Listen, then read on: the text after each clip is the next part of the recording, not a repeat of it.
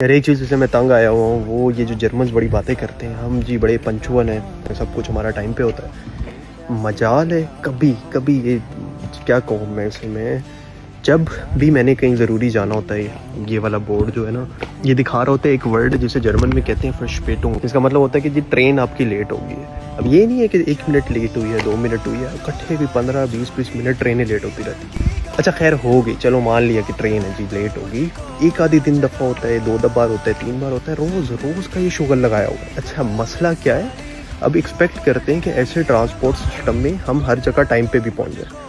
ठीक है जी, हमारा अगर ऑफिस 8 बजे स्टार्ट होता है तो हम मतलब सुबह हम 5 बजे चलें, तब हम ऑफिस टाइम पे पहुंचेंगे। इस हिसाब से तो या तो पंक्चुअलिटी का फिर आप रोना धोना या फिर आप ये ना इसको प्लीज़ ठीक कर दो। ये मैं खड़ा हूँ यहाँ से, तकरीबन मैं कोई 10 मिनट पहले आके खड़ा हूँ यहाँ पे, और अब मुझे दिखा रहे हैं कि आधा घंटा वेट होगी। सही बहुत सही।